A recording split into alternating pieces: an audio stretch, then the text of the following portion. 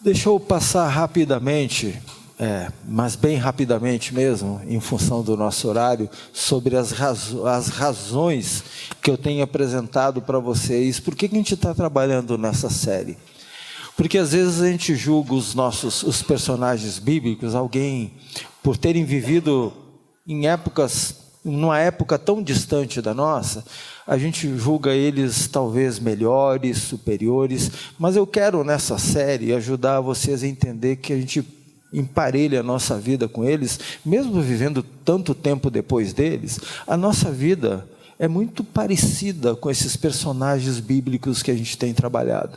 No domingo passado a gente falou um pouquinho sobre Davi, hoje a gente vai continuar falando, exatamente assim como Davi precisou de outras pessoas para o aconselhar, para ajudá-lo a vencer os seus temores, os seus medos, as suas fraquezas, nós também. Então a razão dessa série é que há muito em comum entre nós e esses personagens bíblicos do passado, tá bom?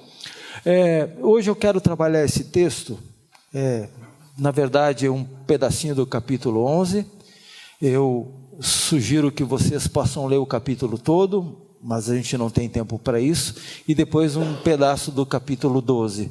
Diz assim: na primavera, a época em que os reis saíam para a guerra, Davi enviou para a batalha Joabe, com seus oficiais e todo o exército de Israel. E eles derrotaram os amonitas e cercaram Judá, mas Davi permaneceu em Jerusalém. Uma tarde, Davi levantou-se da cama e foi passear pelo terraço do palácio. Do terraço viu uma mulher muito bonita, tomando banho, e mandou alguém procurar saber quem era. Disseram: Batseba, filha de Eliã e mulher de Urias, o Hitita. Davi mandou que a trouxessem e se deitou com ela, que havia acabado de se purificar da impureza de sua menstruação. Depois voltou para casa. A mulher engravidou e mandou um recado a Davi, dizendo que estava grávida. Capítulo 12 agora. O Senhor enviou a Davi o profeta Natã. Ao chegar, ele disse a Davi: 2 homens viviam numa cidade, um era rico e o outro pobre. O rico possuía muitas ovelhas e bois, mas o pobre nada tinha senão uma cordeirinha que havia comprado. Ele a criou e ela cresceu com ele e com seus filhos. Ela comia junto dele, bebia do seu copo e até dormia em seus braços. Era como uma filha para ele. Você que gosta de pet, todo sentimento de culpa some com esse texto, né? Certo dia, um viajante chegou à casa do rico e este não quis pegar uma de suas próprias ovelhas ou de seus bois para preparar-lhe uma refeição. Em vez disso, preparou para o visitante a cordeira que pertencia ao pobre. Então Davi encheu-se de ira contra o homem e disse a Natã: juro pelo nome do Senhor que o homem que fez isso merece a morte. Deverá pagar 4 vezes o preço da cordeira, porquanto agiu sem misericórdia. Você é o homem, disse Natã a Davi. E continuou: assim diz o Senhor, o Deus de Israel: eu ungi rei de Israel e o livrei das mãos de Saul. Dele a casa e as mulheres do seu senhor, dele a nação de Israel e Judá. E se isso não fosse suficiente, eu lhe teria dado mais ainda. Por que você desprezou a palavra do Senhor, fazendo o que ele reprova? Você matou Urias, o Hitita, com a espada dos amonitas e ficou com a mulher dele. Por isso a espada nunca se afastará de sua família, pois você me desprezou e tomou a mulher de Urias, o Hitita, para ser a sua mulher. Assim diz o Senhor: de sua própria família trarei desgraça sobre você. Tomarei as suas mulheres diante dos seus próprios olhos e as darei a outro. E ele se deitará com elas em plena luz do dia. Você fez isso às escondidas, mas eu o farei diante de todo Israel em plena luz do dia. Então Davi disse a Natã: pequei contra o Senhor. E Natã respondeu: o Senhor perdoou o seu pecado, você não morrerá. Entretanto, uma vez que você insultou o Senhor, o menino morrerá. Depois que Natã foi para sua casa, o Senhor fez adoecer o filho que a mulher de Urias dera a Davi. E a gente conhece o resto da história, porque o menino vem a óbito. Ok? Já não mais no ambiente do deserto, mas agora no ambiente do palácio. Semana passada a gente viu como que Davi vivia errante no deserto, fugindo de Saul, pedindo favor, e a gente viu como que uma pessoa no deserto assumiu um lugar de pacificador. A gente já volta nisso.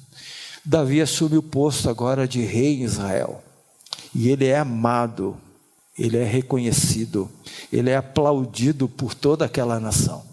Era assim, Davi vinha das batalhas e o povo simplesmente amava aquele jovem que era alguém segundo o coração de Deus. E é nesse tempo de prosperidade, por incrível que pareça, né? Não é no tempo do deserto, mas no tempo da abundância das coisas, é que o coração de Davi decide abrir mão de Deus, da sua relação com Deus e com a sua palavra, para assumir uma postura arrogante, para assumir uma postura egoísta, inconsequente e eu diria destrutiva para a vida dele e para a vida de outras pessoas na nação.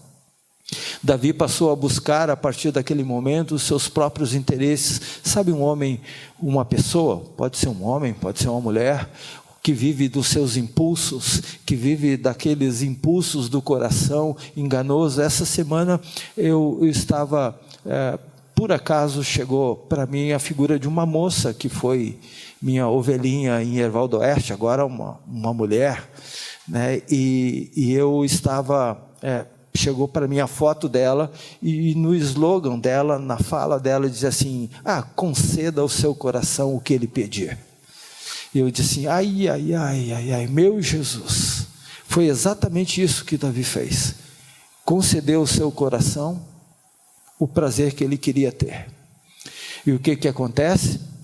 Mesmo sabendo que isso servia de ofensa a Deus, ele prosseguiu no seu ato. E a gente vai tentar ver hoje um pouquinho como é que isso aconteceu. Mas eu queria destacar para vocês o slide, que inclusive que eu coloquei no grupo da igreja hoje, a nossa necessidade de pessoas que nos confrontem. É verdade, eu não estou dizendo que o confronto tem que ser de uma forma grosseira, estúpida, que o confronto precisa ser com o dedo em riste, apontando o pecado do outro. Nós precisamos de pessoas que nos amem e por isso mesmo nos confrontem. Na semana passada a gente viu uma mulher cheia de sabedoria para apaziguar um coração que estava explodindo em ira, que era o coração de Davi, porque ele queria fazer vingança com as próprias mãos. Mas hoje a gente vai ver alguém extremamente sábio, um homem extremamente sábio, cheio de sabedoria para confrontar. Mas eu nunca vi um confronto desses com tanta sabedoria, gente. Natã, vocês vão ver, quer dizer presente de Deus. Deus nos dá presente em todo tempo. E a gente pode chamar desses presentes de verdadeiros amigos que nos amam. Eu sei que no nosso tempo, a gente, em nome do amor, não quer fazer isso. É estranho ouvir no nosso tempo o tipo de situação que diz: não, pastor, eu não vou confrontar, eu não quero constranger aquela pessoa.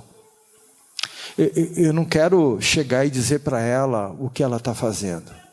Mas isso não é amor. Amor é você se aproximar de uma pessoa e com toda a sabedoria e gentileza dizer para ela que ela está num caminho absolutamente errado, equivocado, que está desprezando a palavra de Deus. Nós precisamos de uma comunidade cheia de amigos e de amigas que nos orientam. Eu falei no início, lá na nossa liturgia, mas só pensando no como o poder é enganoso e ilusório na vida da gente, né?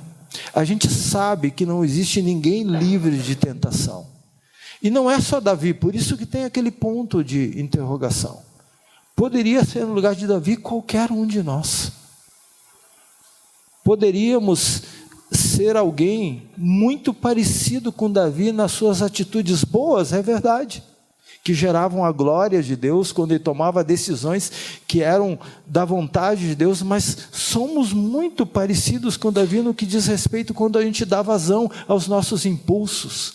A gente fala o que quer, para quem quiser, faz coisas que não deveríamos fazer, ferimos as pessoas, sabe? E às vezes, muitas vezes, em nome de uma verdade, que na verdade, ela vai ser sempre a verdade, mas uma verdade que afasta as pessoas de nós, em vez delas permanecerem confiantes que elas estão diante de um homem, de uma mulher de Deus.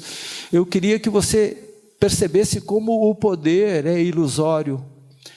Na Bíblia, a mensagem, que é uma paráfrase da Bíblia escrita por Eugene Peterson, um pastor presbiteriano, que se deu o trabalho de escrever todo o Velho e o Novo Testamento por uma cultura americana que precisava entender a palavra de Deus.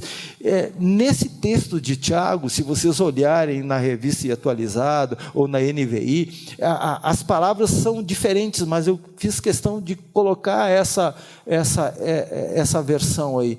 Diz assim: a tentação nasce dos impulsos incontroláveis dentro de nós. Está dentro da gente isso. Se cedermos a esses impulsos, e eles podem ser controlados, toda vez que você confia na palavra de Deus e no poder que o Espírito Santo te dá, te capacita para você vencer esses impulsos. Mas se você cede, logo o pecado, diz ele, mostrará a sua cara, com toda a sua carranca, com todo o seu mal, com todo o seu mal destruidor. E quando o pecado toma conta da situação, o resultado é a morte. E olha só, o texto bíblico não está falando de morte física. Ele está falando como o nosso coração vai se distanciando gradativamente de Deus e a gente experimenta uma espécie de morte espiritual. Porque quando a gente quer dar vazão aos nossos impulsos, que a Bíblia chama de pecado, muitos deles nos dominam e nos escravizam. O que isso resultou para Davi na destruição da sua integridade, resultou para Davi na destruição da sua família, resultou para Davi na destruição da confiabilidade que Israel tinha com ele, resultou para Davi na morte de uma criança. O pecado é dele, mas com consequências desastrosas. Eu sei, não é todo o pecado que se alastra e causa todo esse estrago em todas essas dimensões. Mas o pecado, de alguma maneira, seja em mim, seja às vezes nas pessoas mais próximas, que nós amamos ou julgamos amar, ou até mesmo na vida de uma comunidade, traz resultados muitas vezes desastrosos. E é por isso que na liturgia eu disse assim, a gente precisa ter o olho muito aberto, a nossa mente atenta, o nosso coração sensível para perceber se nós estamos em pé. Não julgue que isso é alguma coisa atribuída a você mesmo. A queda é atribuída a nós, mas o fato de estarmos bem é atribuição do Espírito Santo de Deus. Não confie em você, nem nos seus impulsos e nem quando você estiver vivendo o melhor momento da sua vida. E eu vou dizer para você, Davi estava vivendo, colhendo os frutos de muitas batalhas e vitórias, de processos na vida dele. Mas um dia ele achou que aquelas batalhas, que aquelas vitórias, que aquele sucesso dele, ele poderia usufruir de qualquer jeito. Não é assim. Olha só como é que a vida de Davi é uma vida complacente e displicente. Vai dizer que na primavera, época, e me desculpem, é 2 Samuel, não é 1, tá? Na época em que os reis saíam à guerra. E o texto vai continuando, mas de novo vai dizer, Davi permaneceu, mas Davi permaneceu em Jerusalém. Existe uma repetição aí. A repetição é para dar ênfase que Davi estava realizando coisas que ele não deveria fazer na vida dele. Quando diz que era a época em que os reis saíram à guerra, não era o momento de Davi estar no palácio. Davi deveria estar aonde? Liderando o seu povo numa guerra. ele estava fazendo coisas que não deveria. Isso levantou a seguinte pergunta para mim: o que eu não estou fazendo que deveria fazer, mas que pode me levar a uma vida displicente? Perceba bem, eu não perguntei o que você está fazendo, o que você não está fazendo, porque é justamente isso que Davi não está fazendo. Na época em que ele deveria liderar todo o seu povo, se apresentar como chefe da nação, Davi decide parar com isso e se dar ao direito de uma vida de luxo. Sabe, uma vida de merecimento? Quando a gente chega no estágio da vida, a gente começa a dizer: puxa, eu mereço tanto isso. Sabe de uma coisa? Eu já guerrei demais, agora eu já alcancei o ápice, o sucesso, as pessoas me admiram, me amam. Sabe de uma coisa? Agora eu preciso me dar o direito de ficar aqui. Não, tem coisas que são perigosas que a gente não faz, mas que deveria estar fazendo.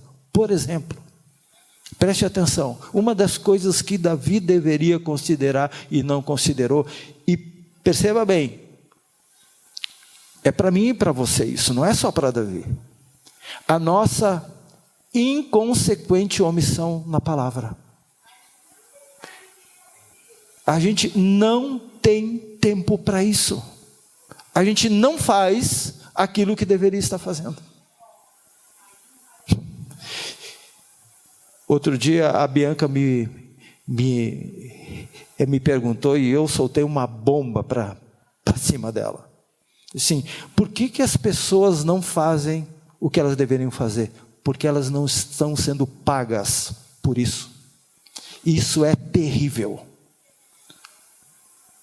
É terrível falar isso, eu disse para ela, mas é verdade. Nós não fazemos as coisas que Deus nos pede para fazer porque nós não estamos recebendo por isso, mas deveria ser compromisso nosso. Isso vai trazer resultados e consequências para a vida da gente. Sabe por quê?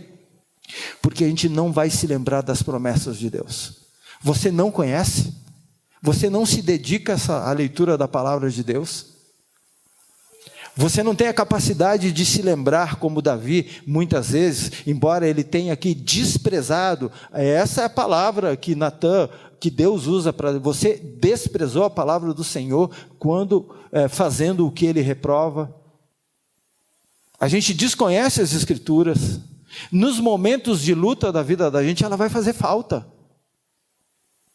Mas a gente fica sendo relapso, negligente, faltoso com a palavra de Deus. Mas não é só em relação à palavra, em relação à oração. Sabe? A gente não ora. Pastor, todo dia eu oro, eu abro o olho e agradeço a Deus. Mas eu não estou falando de algo que a gente inicia o dia falando, eu estou falando de algo que é um estilo de vida, em que você para em vários momentos da tua jornada, do teu dia a dia, para orar. Por que isso é importante? O próprio Jesus disse: orem, vigiem e orem, para que vocês não caiam em tentação. Por que você acha que você não deveria estar fazendo isso? Mas mais ainda, que para mim tem a ver com o pecado de Davi, quando ele desistiu de servir ao povo para servir a si mesmo, quando ele se deu o direito de se voltar sobre o seu próprio egoísmo e se autossatisfazer. Uma das coisas que eu percebo, omissão na igreja. É interessante que quase nenhuma pessoa vem perguntar, por exemplo, para mim particularmente: pastor, o que de fato e de verdade nós estamos precisando na igreja? Em que área eu posso servir? Sabe por que as pessoas não fazem isso? Porque elas querem vir no culto do domingo à noite e depois virar as costas e viver a sua semana. Nós, por exemplo, estamos com problemas seríssimos no ministério infantil. Eu estou dando a notícia para vocês. Pastor, mas sabe, esse não é o ministério. Sim, gente, às vezes a gente não escolhe aquilo que nos agrada. A gente às vezes escolhe servir o povo de Deus nas suas necessidades. Olha o que diz o texto de Pedro, que nós recebemos o dom para servir uns aos outros, porque a gente tem que administrar fielmente a graça de Deus em suas múltiplas formas. Pare para pensar. Coisas que nós não estamos fazendo, mas deveríamos fazer. Agora, olha só como é que é a anatomia da tentação. Ela começa onde? No olhar, gente, nos olhos de cada um de nós. Começou nos olhos de Davi. Diz que ele se levantou da cama, estava confortavelmente deitado no seu sofá real.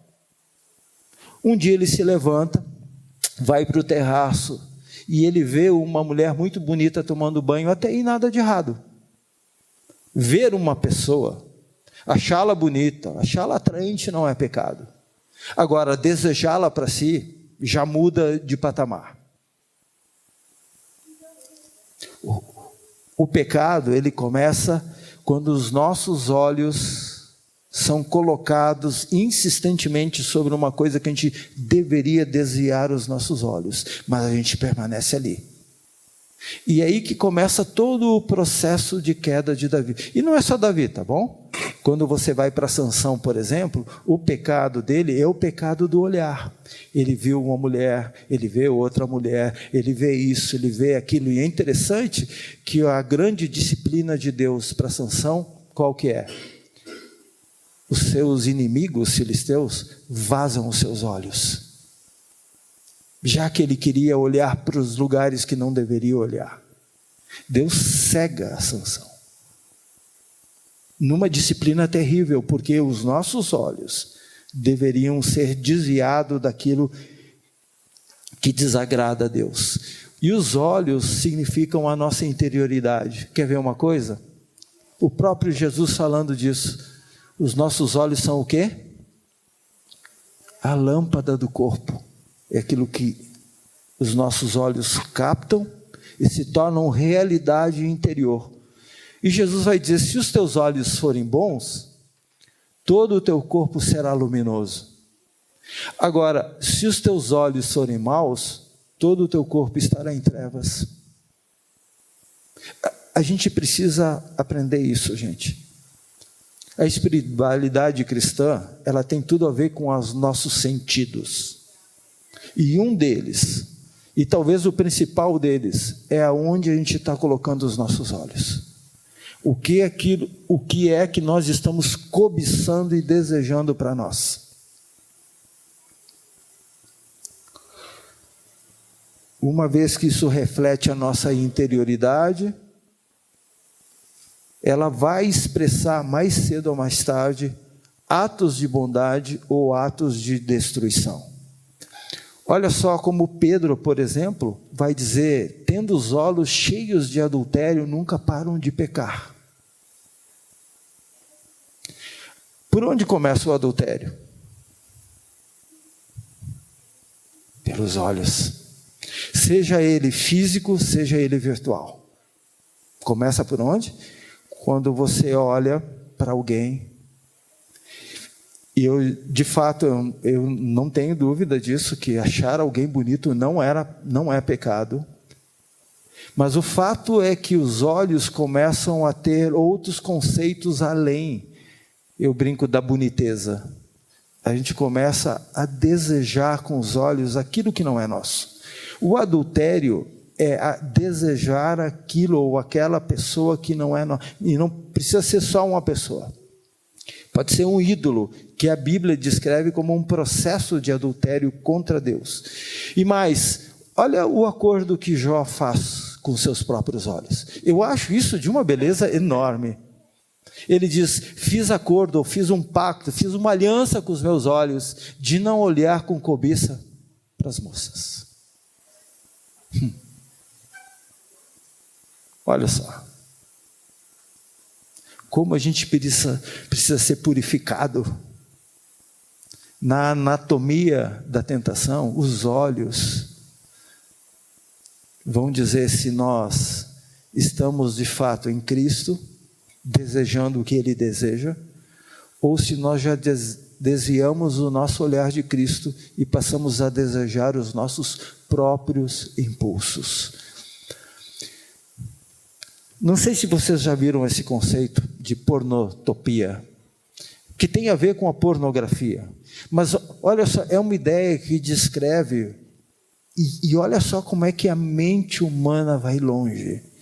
A gente começa a imaginar fantasias, um espaço imaginado por determinadas fantasias e dominado pelo comportamento sexual humano.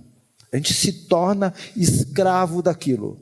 Porque assim, uma vez que os meus olhos veem uma mulher como Davi, uma vez que eu pergunto qual é o nome dela, até aí nada de errado, mas em seguida eu sou tomado por um desejo de possuí-la, o texto vai dizer que ele manda chamá-la e se deita com ela.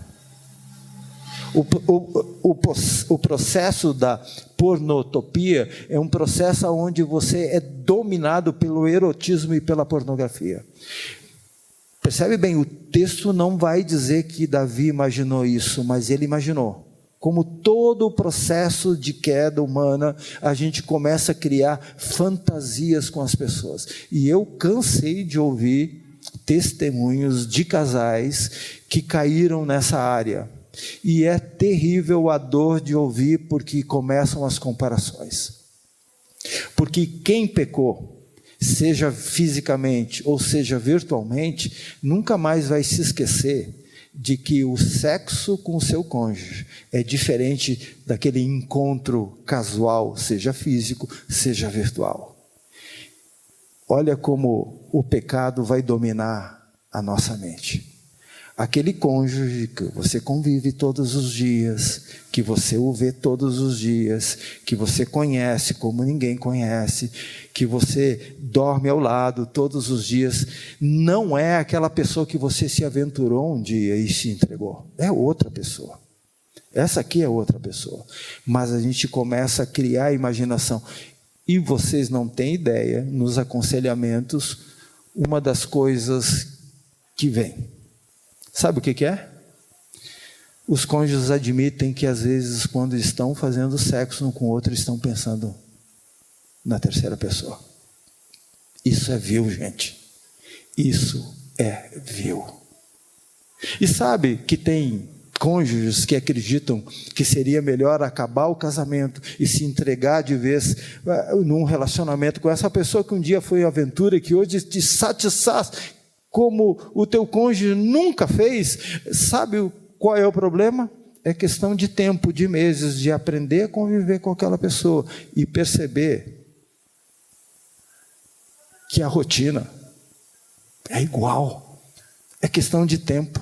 É diferente você manter um relacionamento com uma pessoa que você convive há anos do que ter encontros fortuitos ou ocasionais com outra pessoa que você nem conhece direito, mas o poder da tentação te ilude de tal forma que você você começa a olhar para uma terceira pessoa como se ela fosse a salvação da tua vida, dos teus desejos sexuais. Olha só como que a coisa é terrível.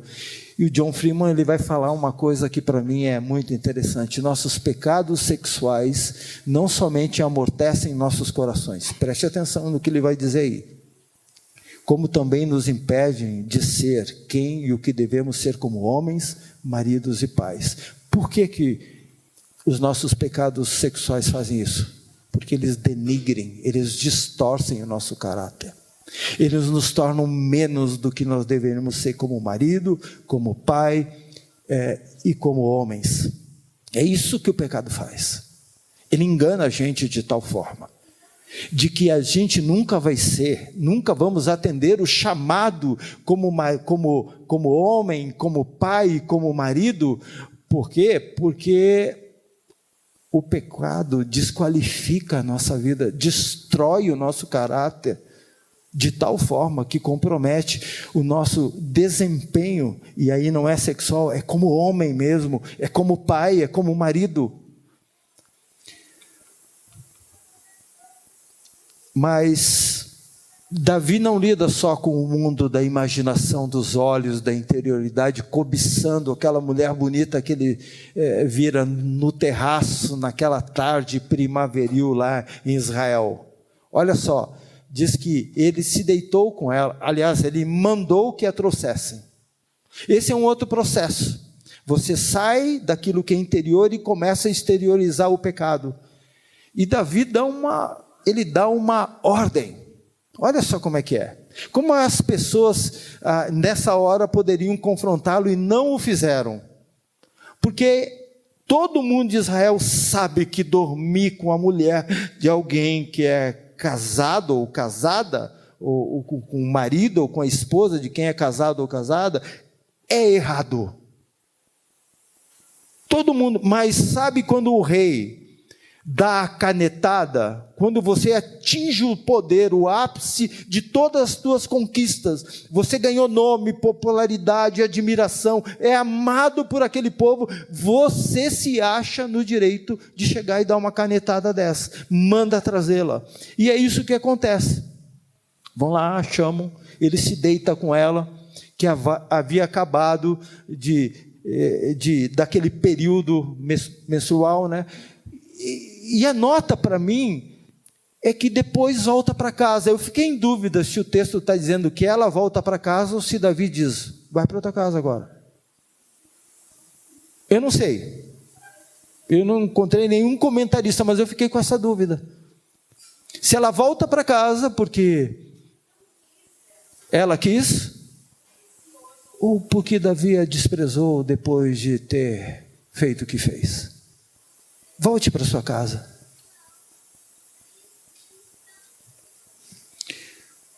A gente tem uma combinação daquilo que é interior e daquilo que é exterior. O pecado é assim, ele começa aqui dentro, mas é questão de tempo dele se tornar evidente aos olhos dos outros também. Agora, olha só como é interessante, porque ele mandou alguém procurar saber quem era ela. E o texto, ele fala que é uma dupla identificação ali, dizendo que ela era filha de Eliã e mulher de Urias o Hitita, que era suficiente quando alguém chega e dá essa informação, olha, ela é filha do fulano de tal, casada com a fulano de tal, é suficiente para dizer, ó, não meta a mão com ela. Ela tem cuidadores, ela tem gente que é por ela, ela tem um pai e ela tem um marido. Sabe o que o adultério faz? Ele se apossa daquilo que não é seu. Não é nosso. O pecado do adultério é você se apropriar de um corpo, e raramente é de uma pessoa, de um corpo que você acha que é seu, mas não é. Aquela pessoa ali que, por mais bonita e atraente que possa ser, tem pai, tem marido, e era suficiente para dizer, Davi, você não pode tocá-la. Se tivesse alguém corajoso, disse, tire as mãos daí, Tigrão, tire as mãos dessa mulher, cai fora, ela não é tua. Olha o que o pecado é capaz de fazer, destruindo as relações humanas. Mas é isso que o pecado faz, né? Porque ele vai desqualificando o outro. Você não está vendo uma pessoa, você está vendo uma mulher que pode te dar prazer momentâneo. Você pode estar vendo um homem que pode te dar prazer momentâneo. Agora, olha só o que diz o texto, quando o engano dele, o pecado dele é exposto e também tem a graça que é revelada. Olha só como é irônico, porque os olhos de Deus também estão envolvidos nisso. Não é só o olhar pecaminoso de Davi, não só onde ele coloca o seu olhar do alto do seu palácio, do terraço, se aproveita de todo o seu poder e faz disso uma oportunidade para se beneficiar, tirando vantagem de uma mulher que não poderia se deitar com ele. Mas diz o texto no capítulo 11, porém isto que Davi fizera foi mal. E aqui uma coisa para a gente, Não pense. Você pode esconder da sua esposa, você pode esconder do seu marido, você pode esconder dos seus filhos, você pode esconder dos seus pais. Mas caramba, não se esqueça de uma coisa. A pessoa mais interessada nisso está vendo.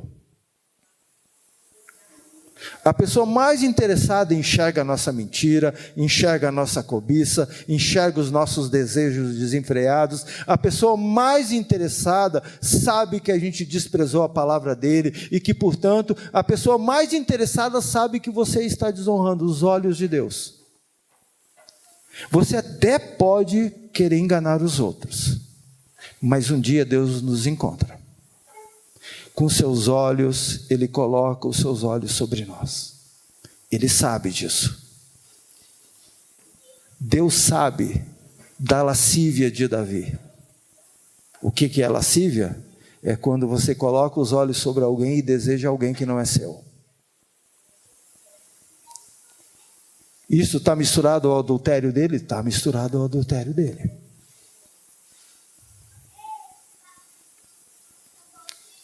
A gente não se preocupa com Deus, né? Deus é amor, né? Então eu quero que você olhe para essa história e perceba como Deus é amor mesmo, mas como o Deus amoroso trata o pecado humano. Provérbios vai falar uma coisa que eu acho muito... Toda vez que eu me deparo com esse texto me faz lembrar de que eu tenho um caminho para dentro da minha casa, não para fora dela. Esse texto é um dos textos em que Deus me diz assim: vai beber da tua própria cisterna, ou vai beber do teu próprio poço. Cuidado para não ficar bebendo do poço alheio. É uma linguagem figurada para dizer cuidado para você não estar onde não deveria estar. Por que, filho meu, andaria cego pela estranha e abraçarias o peito de outra? Porque os caminhos do homem, preste atenção, os olhos de Deus, estão perante os olhos do Senhor. E Ele considera todas as suas veredas, ou todos os seus caminhos, ou todas as suas escolhas, ou todas as suas decisões. O quanto isso deveria gerar de temor em mim e você? Ah, pastor, ninguém viu, Ele viu. E a pessoa que mais deveria interessar a gente é desconsiderada nesse processo. Davi não estava nem aí nesse momento. Os olhos obcecados, narcisistas, egoístas de Davi estavam sobre uma mulher como se ela fosse um trapo qualquer.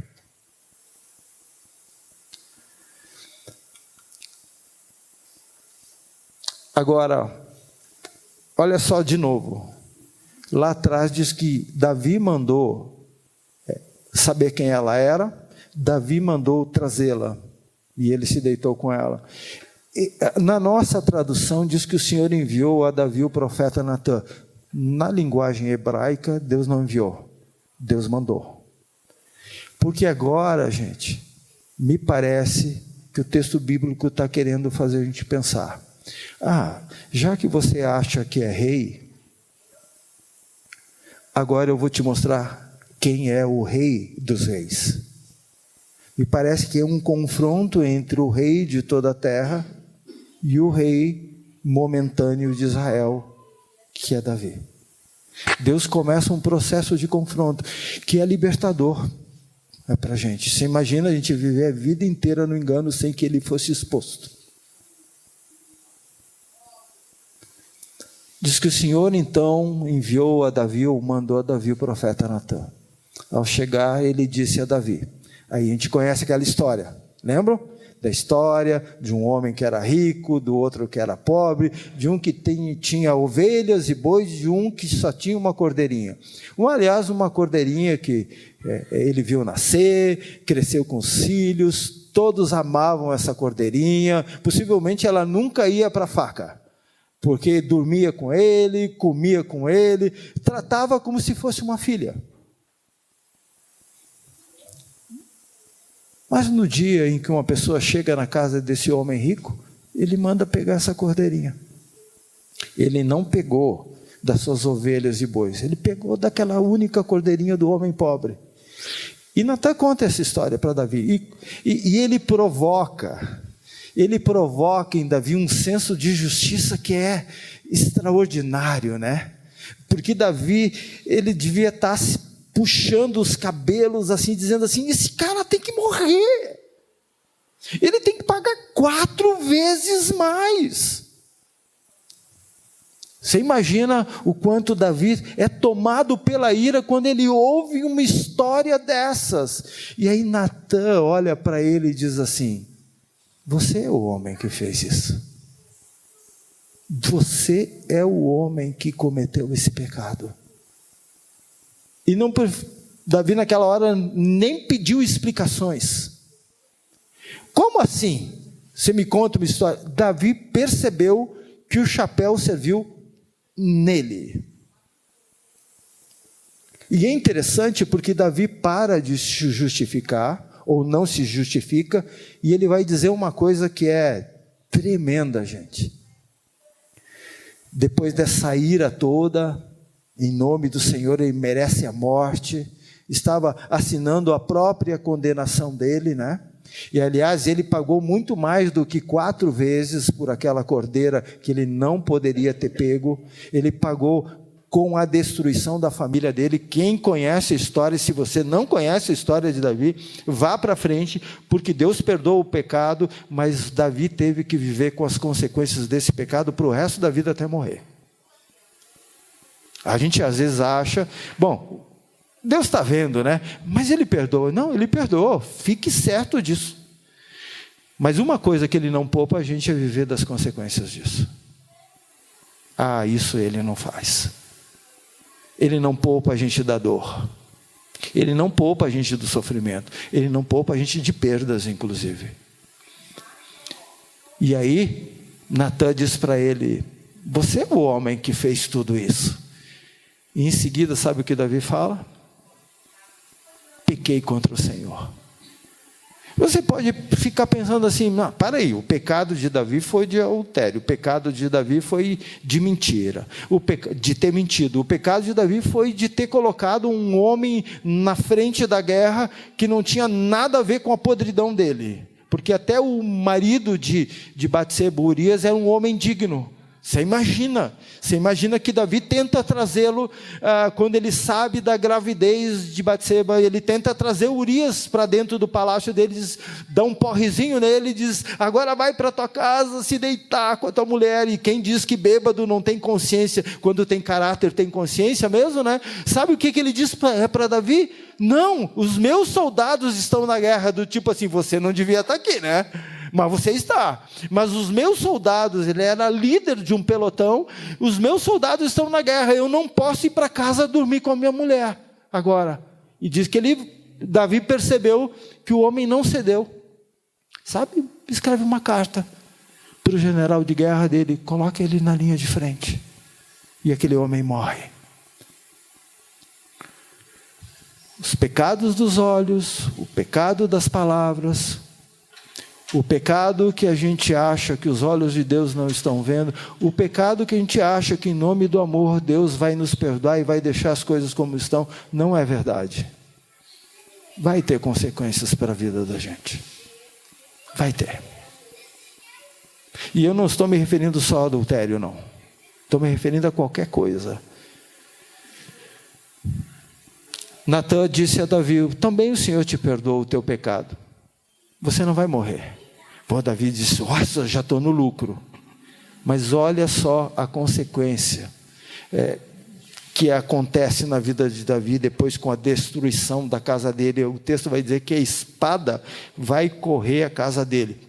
Vocês se lembram que Deus disse para Davi, o que você fez às escondidas eu vou fazer à luz do dia? Sabe quem que se deita com as mulheres de Davi? Quem que se lembra aí? O filho dele. Gente, isso é cruel. O filho dele toma as esposas de Davi. Naquele tempo Davi tinha um harém. Mas foi pouco para ele, né? Como às vezes Deus nos enche de bênçãos e a gente quer mais, e a gente nunca está satisfeito com aquilo que Ele tem dado. Não basta um esposo, marido, eu preciso de uma terceira pessoa para me alegrar, eu preciso de mais bebida, eu preciso de mais dinheiro, eu preciso disso e daquilo. E a gente nunca sossega o coração e se aquieta em gratidão a Deus por aquilo que Ele já tem nos dado. Nós não precisamos de mais, a não ser que a cobiça dos nossos olhos queira sempre mais e mais, e nunca é o suficiente. Para você ter ideia, essa aqui é a confissão de Davi, rapidamente no Salmo 51, tá? Se você quiser juntar os textos do pecado de Davi, dizendo onde ele diz pequei contra o Senhor, olha o que ele diz, na sua confissão dolorosa da alma dele: compadece-te de mim, ó Deus, segundo a tua benignidade, porque é sempre segundo a bondade de Deus mesmo. Deus se compadece da gente, não porque a gente merece, é porque Ele é bom. Segundo a multidão das tuas misericórdias, não é porque a gente merece, é porque Ele é um Deus misericordioso com a gente, mesmo nos nossos erros, Ele não nos sentencia para sempre, pelo contrário. E Ele vai dizer: apaga as minhas transgressões, lava-me completamente da minha iniquidade e purifica-me do meu pecado. Olha a linguagem do Velho Testamento: apagar, limpar e purificar. Quanta gente adultera e não para falar assim com Deus? E eu não estou falando só do adultério físico, eu estou falando das coisas, das imagens que visitam a nossa mente, os nossos olhos constantemente, e a gente não percebe que a gente tem que pedir para Deus: Deus, me ajuda a desviar os meus olhos, a fazer uma aliança com os meus olhos, para que eu possa viver uma vida limpa e pura do meu pecado, pois eu conheço as minhas transgressões. Não sei se a gente conhece as nossas. E o meu pecado está sempre diante de mim. Sabe o que a gente faz com o pecado da gente? Vista grossa, muitas vezes. Eles estão ali, a gente faz vista grossa e deixa para lá. Até que um dia Deus nos visita na nossa iniquidade. E olha o que Davi vai dizer: pequei contra ti somente. O pecado era de adultério contra Urias, o pecado foi de assassinato, o pecado foi de mentira, o pecado foi de tentar esconder os erros que ele havia cometido. Mas olha o que Davi está falando, preste atenção, ele não está falando aqui de Urias, ele não está falando em primeira mão de Urias, de Batseba, do general que se uniu a ele nessa safadeza toda, nesse plano todo. Sabe de quem que ele está falando? Senhor, foi contra ti que eu pequei, somente contra ti. Porque todo pecado, de fato, em primeira mão, sempre será pecado contra o nosso Deus. É Ele que disse: não cobiçarás. É Ele que disse: não mentirás. É Ele que disse: não roubarás. É Ele que disse: não adulterarás. O pecado é contra Deus, é ofensa contra o nosso Deus. E Davi diz uma coisa aqui para mim que é extraordinária: e fiz o que é mal perante os teus olhos. De novo os olhos. De maneira, Deus, que serás tido por justo no teu falar e puro no teu julgar. Se você quiser me sentenciar, Deus, a morte e a condenação, o Senhor não estará fazendo nada de injusto. O Senhor está fazendo aquilo, fará aquilo que é correto. Mas tem misericórdia de mim, te compadece de mim. Me ajuda, Senhor. Me purifica, me limpa. Voltando ao texto de Samuel, o arrependimento e o perdão. Sem arrependimento de pecados, não há remissão de pecados. Esse negócio de achar que o que eu fiz, só Deus fez e eu nunca confessei isso para Ele, não gera em nós perdão.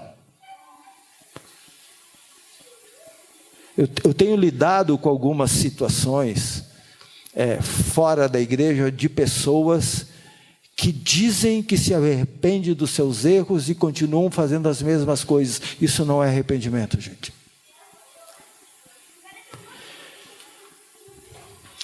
Por fim, Davi apela então para que os seus lábios, uma vez usados para palavras de comando e de poder, sejam usados agora para o louvor de Deus.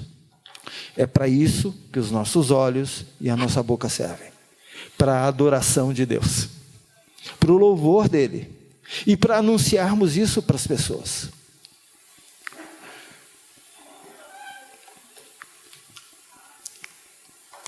Agora, a tentativa de gerenciar os seus pecados, fazer as coisas do seu jeito, as suas inúmeras tentativas, ou as nossas tentativas de lidar com o pecado, de tentar expurgá-lo, lutar contra ele com as nossas próprias forças, de lidar com esse poder cobiçoso que está dentro da gente, do nosso jeito, sabe o que vai levar? É por isso que tem pessoas na igreja, pastor, eu vivo derrota após derrota. O que acontece? Porque você não está confiando em Deus, naquilo que Deus faz em Cristo, no perdão que você pode receber mediante o seu arrependimento, na liberdade que você vai receber para nunca mais voltar para aquele caminho dos olhos e das palavras que podem destruí-lo. E mais, não é só o caminho de perdão e liberdade, é uma vida agora cheia de propósito. Agora eu não quero viver para mim mesmo, para minha própria satisfação, agora eu quero viver para a glória dele. Olha a guinada que isso traz na vida dele.